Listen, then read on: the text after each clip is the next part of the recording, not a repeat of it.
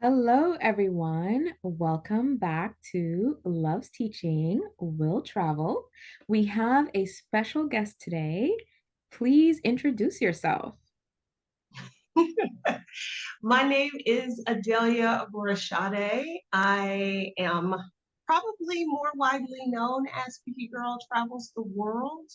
I'm a traveler, but I am also in the business of helping Black women get free.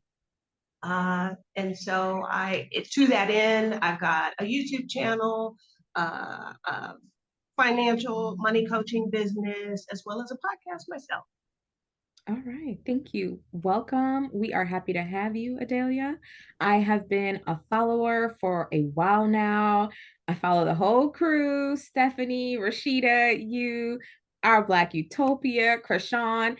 It's a community, guys. So very, very happy to have you. Can you just start by telling us a little bit about yourself and your background as an educator? Okay. I I have been a teacher in some way, shape, or form for as long as I can remember. I was the person at school when folks didn't understand what the teacher said in class would come to me for explanations. And so I kind of knew I'd go that route, although I did have a detour as a business major for about a semester or so. But I taught in public K-12 schools for 19 years in the state of Texas, mostly geography, a little bit of European history thrown in there.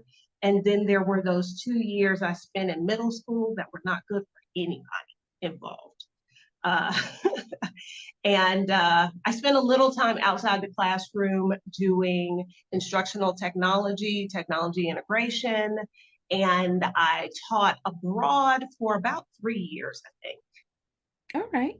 That's what we're going to jump into next. Can you tell us a little bit about your experience teaching abroad? Ah, my experience teaching abroad was wonderful, but then there were also times when it was not so great. My first job abroad was at a very, very small international school. My youngest went with me as a sophomore. I believe there were 7 sophomores total. So that gives you some idea when I say small, how small this school was. And my experience in Honduras was actually really, really good, despite what a lot of people's opinions about the country might be. I mean, it is a country that had some issues, but my experience being there was great. My daughter had a blast. Um, and then I had some experiences that were not so great. Uh, I I left Honduras a year early because this is one of the things nobody tells you about when you're looking for a job, that a super small school is going to be very vulnerable to changes in enrollment. So if there's a small drop in enrollment, all of a sudden the budget picture looks incredibly different. And they had done some restructuring, and I did not care for the new structure. It would have me doing significantly more work for no more money. And I said, no, thank you, and took a year off, hung out with my dog. And then when I returned to teaching, I took a position at a school in Kuwait. And those in the international teaching circles, we've all heard the stories about certain demographic groups in the Middle East. And I thought I was, I don't want to say protecting myself, but I thought, like I had them guarantee that I would be teaching girls and thought that that would solve the problem. What I did not realize is that they boldly lied to my face. And so I arrived probably 2 months into the school year. There were visa delays, and discovered that not only was I teaching boys, I was teaching middle school boys. And For the 2 months of school, they had not had any instruction. No. There had been an adult sitting in the room, but that adult was not trying to teach them anything. So, needless to say, that was not a great experience. My employer was horrible, and I promptly left. Well, promptly, maybe not so much. I did a little traveling first, but then I left and ended up in the last place on earth I thought I would teach, and that's in China. I was in China for a year and a half. I arrived the year before the pandemic, and I finished my tenure that spring that the pandemic started. And my school was fine. Uh, there were some cultural issues. Cultural issues sound so horrible. Uh, I'm trying to think of a better way to describe it. I knew that this was not a place for me. I had been there before, never needed to go again, had actively been avoiding for applying for jobs in China. However, this one fell into my lap and I thought, can't be any worse than Kuwait. And it wasn't. And they caught me on a good day and were like, hey, what do you think about extending your contract? And I said, yes. And then I was like, why did I say that? So my experience has been varied. It's been good, it's been bad, it's been somewhere in between. But this is what we need, Adelia. We need Okay. the real. We need the real, right? Like, this is a podcast for people who are either on the fence or they want to teach abroad, but they're like, I don't know. We need the real, right? Because if there are experiences that people are going, into these situations with, like with rose-colored glasses, they're going to show up and it's going to be a shock, like a serious shock. So I like having people come on who are going to give the real, the good and the bad, because this is what life is, right? Life isn't perfect. You don't walk into every situation and it's like Susie Sunshine, like, right? You get into situations where there are going to be some struggles, there are going to be some cultural misunderstandings, but you are giving the real, and I love it. Thank you. Thank you. You're very welcome. This is why I follow you, because you give the 1000% every single time. There's no cookie cutting it. It's just, this is what No, we do. it's not in me to sugarcoat things, much to my children's dismay growing up. But over the years, the kids I have taught have learned, once they left my class, they learned to appreciate that and would come back and be like, I need to ask you your opinion because I know you're going to tell me the truth. Yes, yes, I love it. I love it. Thank you, Adelia. Now, to kind of piggyback off of what you just mentioned with your children, tell me about your experience taking your daughter with you, because there are some people who seem to think, well, if I have kids, going abroad isn't for me. And I just want you to share a little bit about that. Um, it initially, my youngest, who was 15, was not interested in coming.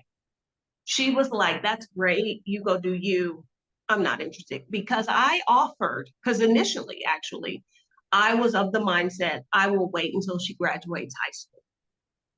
And then I rethought that and thought, why? They have schools in other places. Like, why can't I?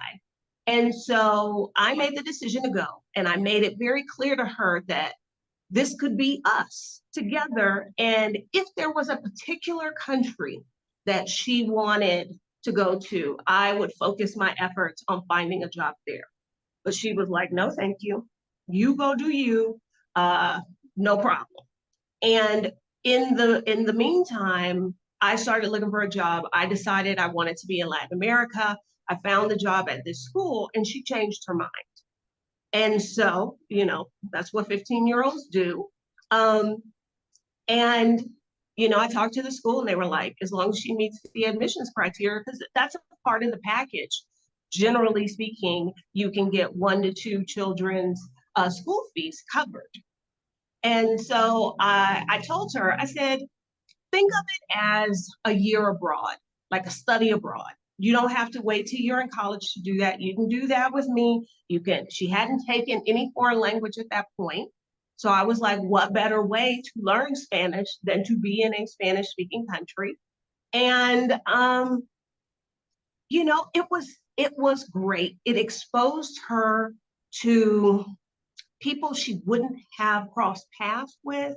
It introduced her to career ideas because the enrollment, the student body at the school, their parents came from such varied backgrounds. Um, she learned Spanish. She became a better traveler. She had traveled with me a little bit internationally, but all of a sudden, I'm hearing about the plans her and her friends are making for their spring break of their senior year. Like, I'll be in this country, she'll be in that country, this other girl will be in this other country, but we're gonna meet up in Thailand. Like it, it broadened her perspectives so much. And then there's the reality of I didn't have to worry about school shooters. And her concerns about what was happening at school completely different. Um, from an educational standpoint, the level of attention she got from her teachers, she's never experienced anything like that. When there are only 7 of y'all in the class, you cannot coast by. You can't like not turn in your homework and it goes unnoticed for weeks. And then we're at the end of the grading period. And it's how did you end up with this grade? So that experience was really good for her as I love it. What an amazing decision that you made, because this is going to go with her for the rest of her life, the rest of her life. And I'm glad that you got into some details about the things that she got out of it. For my children, they both want to go abroad for college, but it never really crossed my mind that, you know what, this could be something that could really work for them right now. And now my 14-year-old is like, I could do senior year in Spain. Okay, ma'am. Like, okay, that is fine with me, right? Like, I think it's important for us to encourage, especially these young women, that there's a big world, but they can be a part of it, right?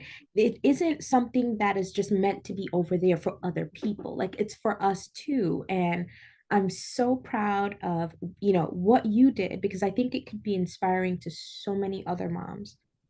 Thank you so much for sharing this, because it's going to be a story and a testimony that I think a lot of moms need to hear so that they know it can be for them, right?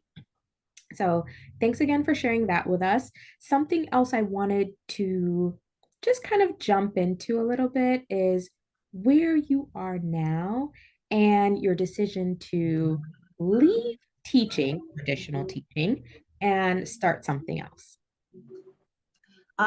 right now, I live in Mexico City, Mexico. It is really my most favorite place in the world. It is my happy place. And what's interesting is I ended up here by accident. When I left Honduras, I just happened to have a ticket here. I had never been here before. I got off the plane and I was like, yeah, this is it. So much so that I did my 2 years in Asia and I came back. So for me, this is home now. And I think it was in 20, I spent the summer between the two contracts I had in China. I actually spent it back in Mexico. And when I got back to China, I mean, literally the moment I stepped foot into the airport, all of the things I didn't like about China hit me at once. And it was probably because I'd spent the summer in Mexico. And I was like, okay, I'm in Asia for at least another 9, 10 months. Let me try and travel and do what I want to do here.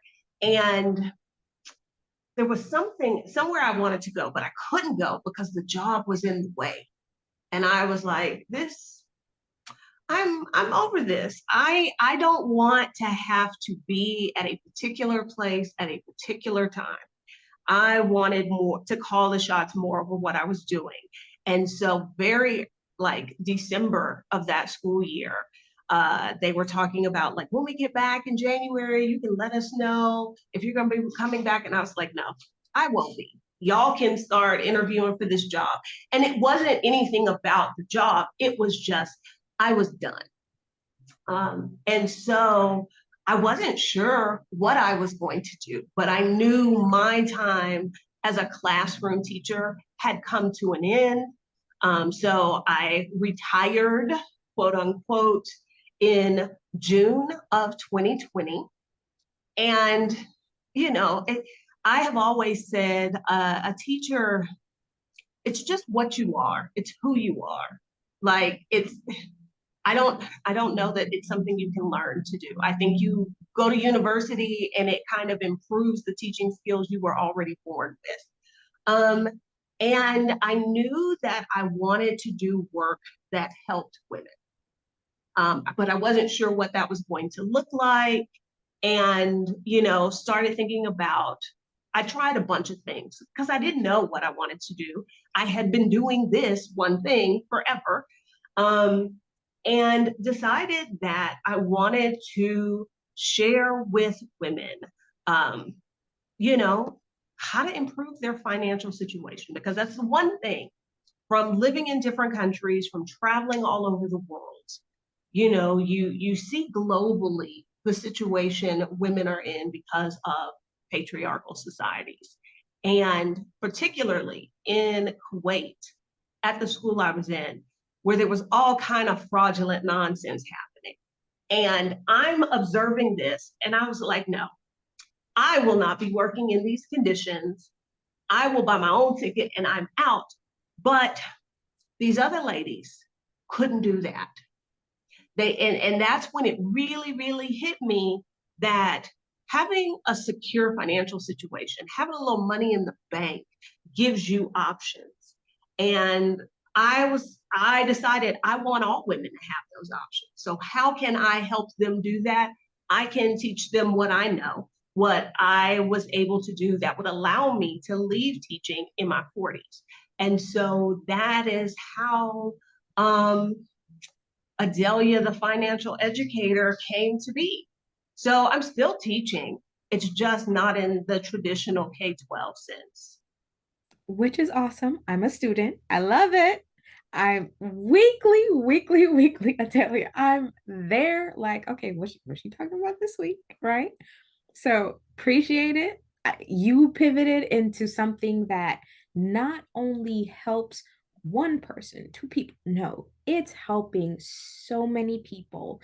And it's not in a way that we can't understand or with language we can't understand. It's so accessible, it's so understandable. And I'm just here to say if you aren't following Adelia at Picky Girl Travels the World, you have to, right? Because there's so much that's there. Whether you want to become an educator or you're interested in teaching, this is just life information, right? This is life information and life-saving information at that. Because as you said, as a woman in these patriarchal environments, if you don't have money, right? If you don't have that sense of security with something that's your own, it's very difficult to leave situations that are not good for you, right? Dangerous situations at that. So you are teaching life-saving information, and I'm here for it 100%. Thank you, Adelia. Now, Well, before we wrap up, is there a question that you wish I would have asked? I don't know that this is a question, but it is something I just thought about, particularly for those of us who decide to pursue teaching abroad. When I did, my intention was not to return to the United States. I am aware that there are some people who are like, I'll go try this for 4 or 5 years and then I'll come back. But if you are going to teach outside the US long term, what another one of my soapboxes is about women contributing to their own retirement savings. Because, like I taught in the state of Texas, I never paid into Social Security. You teach outside the US, you are not contributing to whatever the state teacher retirement plan is. You can exempt your income, so you're not contributing to Social Security. So, what happens after your 15-year, your 20-year, 30-year career teaching internationally? What happens if you're, this is particularly for those folks from the US. Other countries have different setups, but for us, for the most part, our retirement is really on us, especially when we teach abroad. So that's like the one thing I would want to, the little seed I'd want to plant in people's brains and get them thinking about, like, what am I doing? How am I making sure that I can stop working when I want to? No, that's perfect information. And I think it's definitely a question that I really wish that, somebody would answer for us. If you do have some information on that that can go a little bit deeper, maybe tell us where we can find you, where you can share this information for us. Um, I One of the things that I do to that end is I host a 6-day investing challenge. It is particularly geared toward newbies or confused people. Like, oh, I've got a 403b at my old school, but I don't know what it is. I don't know how it works. Or you're brand new and you're like, girl, I have not thought about retirement and I am in my 40s. I need to figure out something. Um, that's a lot of what my coaching work centers on. The financial coaching that I do is helping women get those things set up. But if you are teaching abroad, and you are exempting your income from federal taxes, which is I did it. I would expect everybody to do it. The drawback there is you cannot contribute to a Roth IRA because according to your taxes, you don't have any earned income. So that means you need to make sure that you have a regular brokerage account in which you are investing. It is after tax money that you don't get the big tax break that you would get with a Roth IRA or a 401k or a 403b, but you have greater freedom and leeway in how you use that money. There are far fewer strings attached. So it's a perfectly viable way. A lot of the folks we hear about who are doing FIRE, financial independence, retire early, this is how they are being able to retire and tap into their money because they're not retirement age. All right. This is some good stuff. And thank you so much. I'm glad that you mentioned that for teachers who are teaching abroad or who are interested in it, because it's something that we don't really think about. And if we don't have the knowledge and we don't have the information, it's going to set us up for failure if we decide to stay abroad or if we even decide to come back and decide that teaching isn't for us anymore and we just want to retire altogether. We won't have anything in the bank. So this is perfect information. We appreciate it. Definitely something that I'm going to look into as well. I have a Roth and I have a brokerage, but it's something to keep in mind, when I am thinking about teaching abroad, just having that stack of information for how I can use my brokerage to collect some money and, make things work, right? Yeah. You. Thank you so much, Adelia. I'm happy that you were able to join us this week.